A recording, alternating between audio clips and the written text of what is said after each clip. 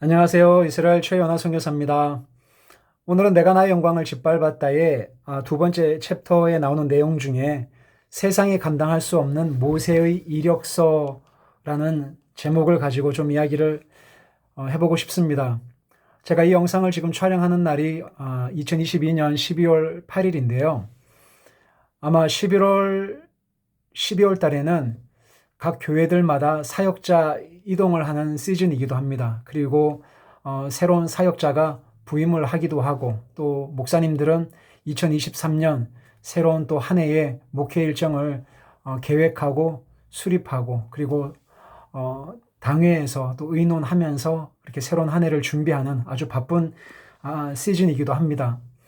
저도 교회에서 전도사, 강도사, 부목으로 이렇게 사역을 했었지만 아마 어느 교회든지 간에 사역자를 선출을 할 때, 사역자를 뽑을 때 이력서라는 것을 제출을 합니다. 그 사람이 어떤 사람인지, 어떤 환경 가운데서 성장을 했는지, 그리고 학문적인 소양은 어디까지인지, 그리고 어느 교회에서 어떤 사역을 감당해 왔는지 그 사람의 어떤 신앙 경력 혹은 이력을 통해서 이 사람이 우리 교회에 맞는 사람인지를 확인하는 그런 과정을 대부분 거치게 됩니다.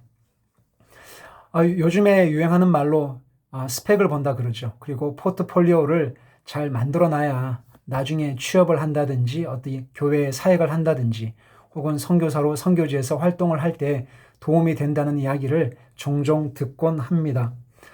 저는 한때 출애굽기에 나오는 또 하나님이 쓰신 하나님께서 인정하신 온유한 지도자라고 하는 모세보다 나는 참 모세보다 우월한 이력서를 가지고 있다라고 한때는 생각을 했었습니다.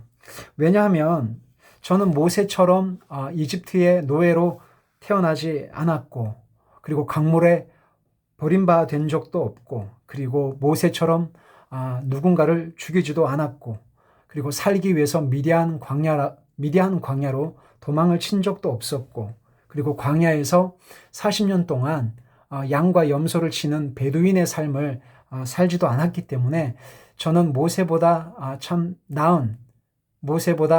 나은 이력서를 가지고 있다라고 생각을 했었습니다. 저는 초중고 대학교를 졸업했고 신학대학원을 나와 교회에서 사역하면서 살았기 때문에 모세보다는 나는 나은 이력서를 가지고 있다라는 생각을 했습니다. 사랑하는 여러분, 오늘날 모세가 2023년도에 한국 교회에 사역자로 지원을 한다면 합격을 할까요? 합격을 하지 않을까요? 여러분들이 만약에 교회를 담임하시는 담임 목회자시라면 여러분은 모세의 이력서를 보고 선발을 하시겠습니까? 하지 않으시겠습니까? 저는 분명히 모세가 한국 교회에 교역자로 혹은 사역자로 지원을 한다면 100% 자격 미달이라고 생각을 합니다. 애굽 사람의 모든 지혜를 배워 말과 하는 일들이 능했지만 광야에서 살아가는 동안 그는 나이를 먹었고 그리고 그가 배웠던 모든 지식과 학문과 그 모든 것들이 잊어버려서 말도 더듬고 광야에 나가서 그냥 그저 하루하루 양과 염소를 치는 목동 생활을 한 것이 모세의 이력이 전부였기 때문입니다. 그저 하루하루 그렇게 양과 염소를 데리고 나가서 풀을 먹이는 베두인의 삶을 사는 것 말고는 모세는 특별한 능력이 있는 사람이 아니었습니다. 그런데 여러분, 제가 성경을 읽으면서 참 당혹스럽고 당황되는 것은 그런 모세를 하나님이 찾아오신다는 게 문제입니다. 우리는 그런 사람을 싫어하지는 않지만 찾으려고도 하지 않고 쓰려고도 하지 않고 그런 사람을 왜 하나님이 찾아오실까 그런 생각을 하게 됩니다.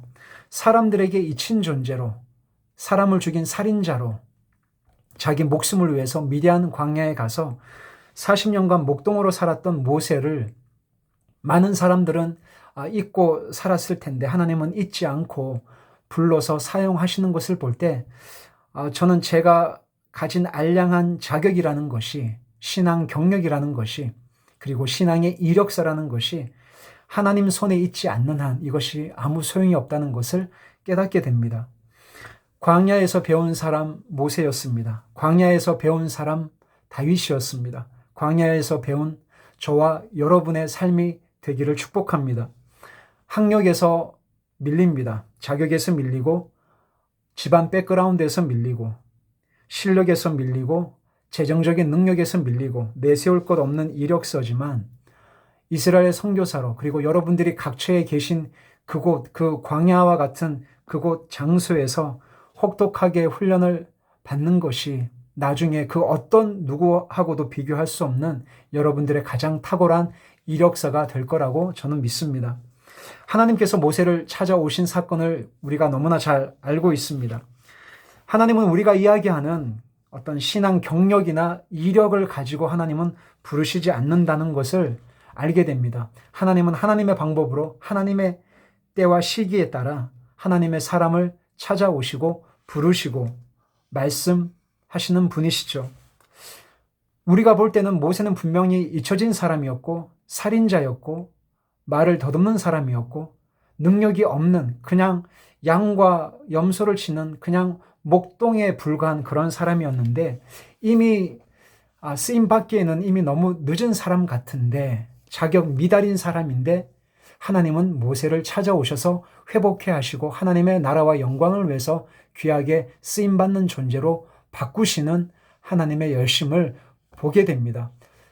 저는 성경을 읽고 묵상할 때마다 저는 이렇게 하나님께서 사람을 바꾸시고 변화시키시고 쓰시는 방법 때문에 저는 참 깜짝깜짝 놀라기도 하고 하나님의 방법이 참 우리를 당혹스럽게 한다라는 것을 배우게 됩니다. 사도행전 7장 30절에서 33절에 이렇게 말씀하고 있습니다.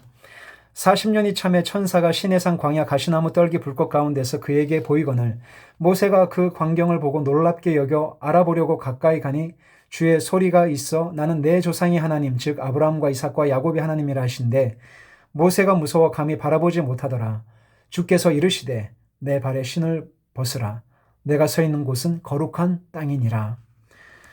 사랑하는 여러분, 살인자였던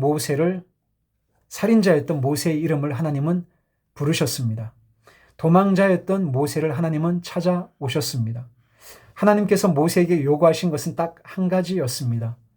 너의 발에서 신을 벗으라. 왜냐하면 종은 주인 앞에서 그때 고대 근동 사회에서의 문화는 종은 주인의 말만 들어야 되고 종은 주인 앞에서 절대 신을 신을 수가 없었기 때문에 그렇습니다.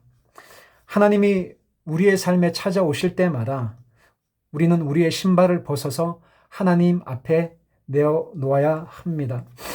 저는 저의 이력서가 모세보다 낫다라고 생각을 했었지만 광야에서 양의 울음소리, 염소의 울음소리를 들으며 목자의 심령을 40년 동안 배우고 자신의 신을 벗어서 주님께 양도한 모세의 이력은 그 어느 누구도 흉내낼 수 없는 정말 이 세상에서 유일무이한 하나님께서 인정하신 이력서가 되었습니다.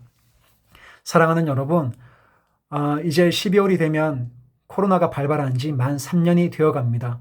먹고 사는 문제로 경제가 어렵고 힘든 상황에서 많은 분들이 자신의 이력을, 나의 이력서를 더 높이기 위해서 여러 가지 다양한 공부를 하기도 하고 학위를 따기도 하고 다양한 라이센스나 자격증을 취득해서 나 자신이 얼마나 가치 있는 사람인지를 끊임없이 증명하려고 애를 쓰는 것 같습니다.